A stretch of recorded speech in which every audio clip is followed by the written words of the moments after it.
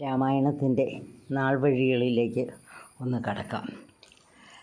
നമ്മുടെ അധ്യാത്മരാമായണത്തിൽ തന്നെ പറയുന്നുണ്ട്, ശ്രീരാമായണം പുരാ വിരിഞ്ച വിരചിതം 100 കോടി ഗ്രന്ഥമുണ്ടില്ലിന്നു ഭൂമി തന്നിൽ. രാമനാമത്തെ ജപിച്ചൊരു കാട്ടാളൻ മുന്നം മാമുനി പ്രവരനായി വന്നതു കണ്ടു ധാതാ.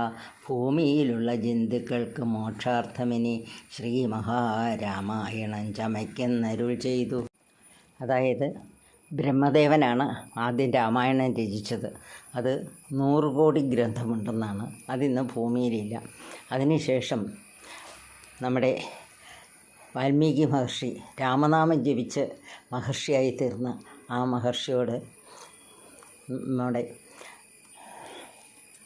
ബ്രഹ്മദേവൻ രാമായണം രചിക്കണമെന്ന് അരുളി ചെയ്തു.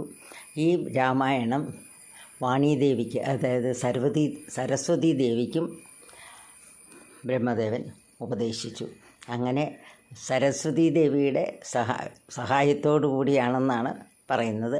എന്തായാലും വീണാപാണിയും ഉപദേശിച്ചു. എന്നിട്ട് വീണാപാണി ഇദ്ദേഹത്തിൻ്റെ നാവിൽ കരയേറി എന്നൊക്കെയാണ് പറയുന്നത്. എന്തായാലും ശരി, അങ്ങനെ ഒരു 24,000 ശ്ലോകങ്ങളുള്ള രാമായണം വാൽമീകി മഹർഷി രചിച്ചു.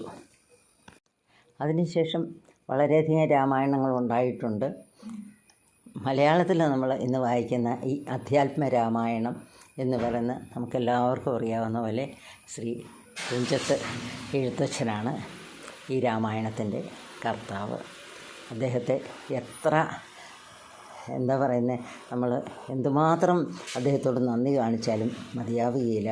കാരണം ഈ ഒരു രാമായണം നമുക്ക് നൽകിയതിന്. ഇതിൻ്റെ ഫലശ്രുതിയായിട്ട് തുഞ്ചത്താചാര്യൻ പറയുന്നത് എന്താണ്, ഇത് അധ്യയനം ചെയ്യുന്നവർക്ക് അധ്യാത്മജ്ഞാനമുണ്ടാം, പുത്രസന്തതി, ധന, സമൃദ്ധി, കീർത്തി, ദീർഘായുസ്സും എല്ലാം, രോഗശാന്തിയും എല്ലാം ഉണ്ടാകും. ഭക്തിയും വർദ്ധിച്ചിടും, മുക്തിയും സിദ്ധിച്ചിടും. ഭക്തി വർദ്ധിക്കും, മുക്തി സിദ്ധിക്കും എന്നാണല്ലോ.